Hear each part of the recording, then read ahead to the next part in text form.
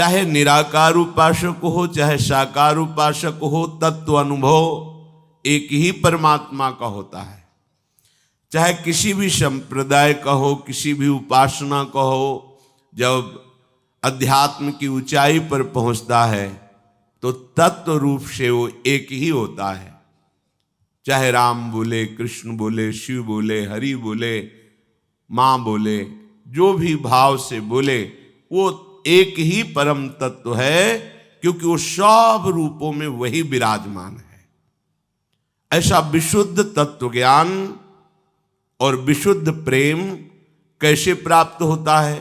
तो भगवान कह रहे हैं, भक्त्या लभस्त्वनन्यया, मेरी अनन्य भक्ति से ही वो ऐसा तत्वबोध, ऐसा प्रेम प्राप्त कर सकता है। जैसे गंगा यमुना की अखंड धारा समुद्र में जा रही है, ऐसे ही आनंद समुद्र, प्रेम समुद्र प्रभु में हमारे चित्त की एक एक वृत्ति तीव्र गति से प्रभु के चरणों में समर्पित होती रहे। एक एक वृत्ति, एक वृत्ति भी प्रभु से अन्य ना, उसे अनन्य कहते हैं। जिसकी कर्मेंद्रियां और ज्ञानेंद्रियां दोनों आराध्य देव की प्रसन्नता के लिए ही वर्ताव करती हैं, उसकी एक एक वृत्ति प्रभु में लगने के कारण वो अनन्य भक्ति को प्राप्त हो जाता है। सहज सरल लग रहा है बड़ा कठिन, क्योंकि माया का आकर्षण हमारी एक एक वृत्ति पर प्रहार करता है। कहीं रागात्मक आकर्षण होता है तो कहीं द्वेषात्मक आकर्षण होता है। जब राग द्वेष दोनों खोइए तब खोजिए पद निर्वाण। दोनों का त्याग करने वाला ही अखंड भगवद स्मृति को प्राप्त होता है। ना किसी से राग, ना किसी से द्वेष। ये जो मेरी अनन्य भक्ति है, ये जन्म जन्मांतरों के जितने पाप जमा हैं और जितने शुभ जमा हैं, दोनों को भस्म कर देती है। भगवत प्राप्ति अगर पुण्य है तो भी नहीं होगी, पाप का तो सवाल ही नहीं, कि उसमें तो भजन वृत्ति में ही बाधा पड़ जाएगी। जब शुभ और अशुभ, पाप और पुण्य दोनों भस्म हो जाएं, तब भगवत प्राप्ति हो। शुभ अशुभ दुर्गवे ध्वंसी बल तब जयति जयति जग उच्चरे। ये अनन्य भक्ति अत्यंत दुर्लभ भक्ति है।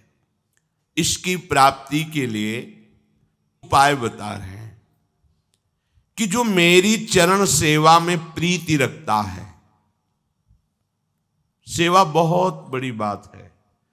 प्रभु की सेवा अहोभाग्य, बिना प्रभु की कृपा के कोई प्रभु की सेवा कर ही नहीं सकता है। पर प्रभु की सेवा प्रभु की प्रसन्नता के लिए होनी चाहिए। प्रभु की सेवा को हम बेचें ना, तो अनन्य भक्ति प्राप्त हो जाए। जैसे हम अपने ठाकुर का, श्री जी का श्रृंगार इस भाव से यदि करेंगे कि बहुत सुंदर लगे, जिससे लोग प्रभावित हों, ये अंतर की बात है। बदल गई सेवा, वही हो रही, फल वृत्ति बदल गई। अगर अपने लाडले के सुख पहुंचाने के लिए सेवा कर रहे हैं तो सेवा वही है, बदल गया भाव।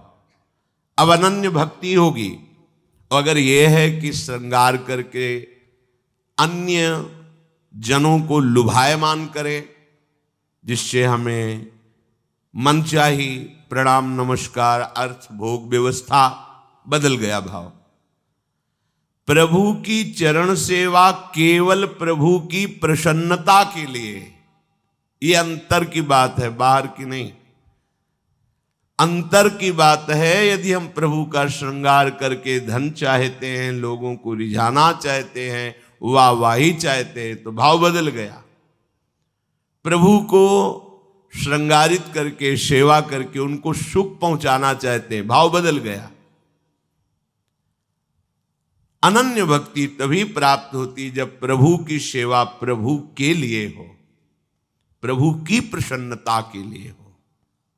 दूसरा, जब हम किसी से मिले तो अपने प्रियाजू की, अपने लालजू की महिमा का वर्णन, नाम महिमा, धाम महिमा, गुण महिमा, रूप महिमा, इसी की चर्चा होनी चाहिए।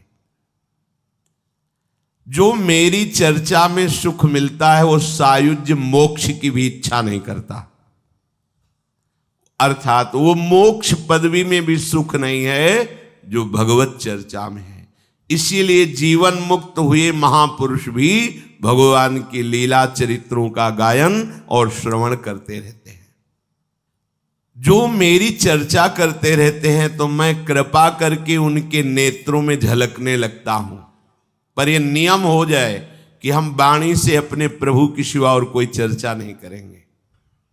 जो लोग इस लोक और परलोक, इन दोनों लोकों में साथ जाने वाले वासना में लिंग देह को, शरीर को, धन, पशु, पुत्र, परिवार, गृह आदि को, अन्य भोग सामग्रियों को, सबको मेरे चरणों में त्याग देते हैं, मेरे चरणों में समर्पित कर देते हैं, उनके हृदय में ये अनन्य भक्ति जागृत होती। कुछ नहीं, प्रभु के सिवा मेरा कुछ नहीं।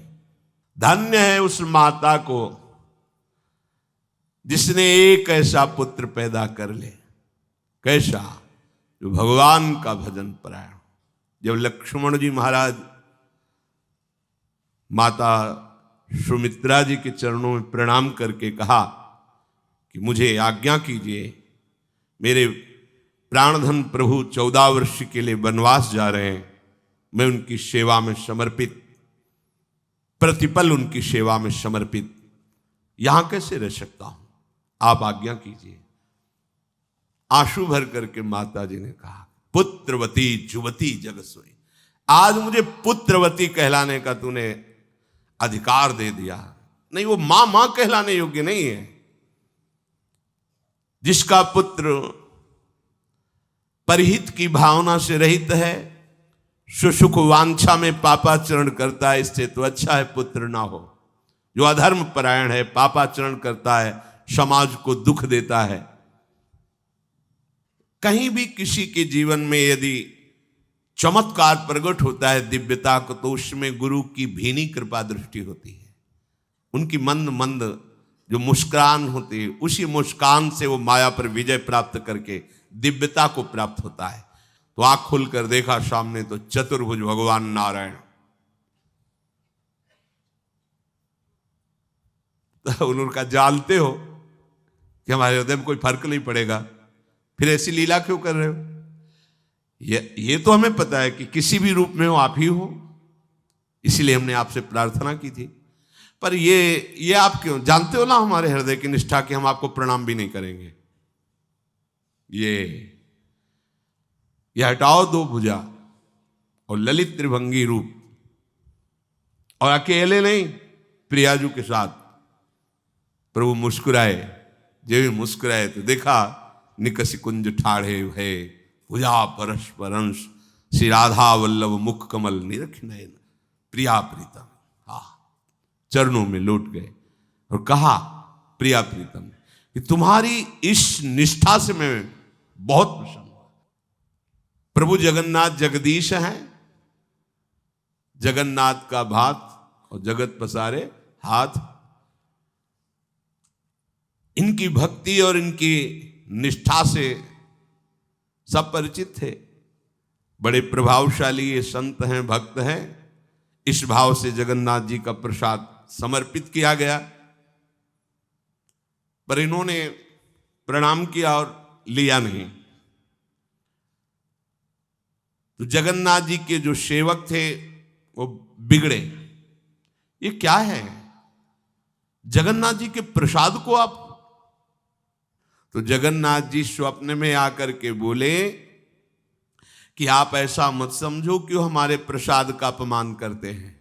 नहीं, वो प्रियाजू की निष्ठा वाले हैं, और जिन प्रियाजू का अधरामृत उच्छिष्ट मैं भी पाला चाहता हूं, उन प्रियाजू के उच्छिष्ट पाने वाले के लिए आप ऐसा ना सोचे कि वो प्रसाद की अवहेलना करते, नहीं, वो लाडली की अनन्य सहचरी है। ये जो प्रियालाल की वृंदावन नित्य विहार की उपासना है, इसमें श्री किशोरी जी के चरणारविंद की ठसक में भरी हुई जो उपासना वृत्ति है, इसमें यदि हमारी लाडली जो पार्श्व में विराजमान नहीं, तो फिर वो जो लाडली के निज जन है वो स्वाद नहीं ले सकते।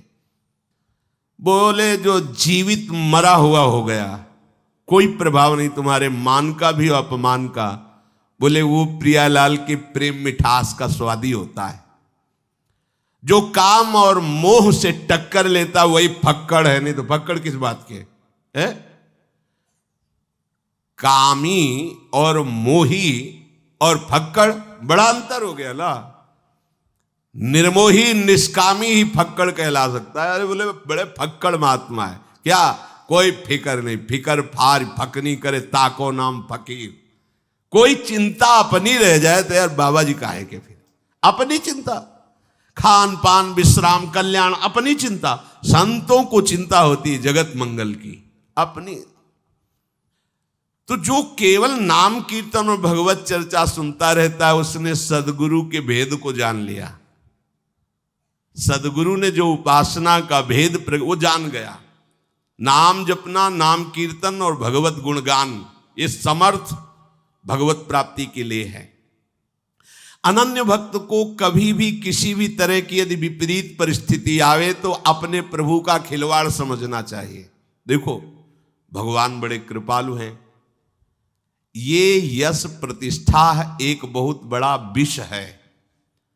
जब विष का इंजेक्शन लगता है तो विष के ही इंजेक्शन से उसका जहर निकाला जाता है। सांप काटता है ना, तो उसी के जहर से उसको नष्ट किया जाता है। तो जब ये विष चढ़ता है तो निंदा रूपी विष का इंजेक्शन लगाया जाता है, क्योंकि भगवान का भक्त विषैले पदार्थ से युक्त नहीं हो सकता। सम्मानम कलयाति घोर गरलम, सम्मान क्या है? घोर विष है। तो अब एक जहरीला इंजेक्शन लगता है, फिर तैयार रहना। जिसको ये नशा चढ़ रहा हो कि हमारा बड़ा यश हो रहा है, बहुत प्रणाम, बहुत नमस्कार, तो एक इंजेक्शन स्पेशल तैयार किया जा रहा है। पहले से तैयार रहना, आएगा, आ रहा है, लग रहा है, लगेगा। जैसे एक लगा, बोले तो कम क्षमता वाला है, अभी कुछ फर्क नहीं पड़ा, बोले और भरो, डबल करो, उसे डबल क्षमता का लगाओ। आप देखो विष को उतारने के लिए जैसे विष, ऐसे संतों की जीवनी पढ़ के देख लो।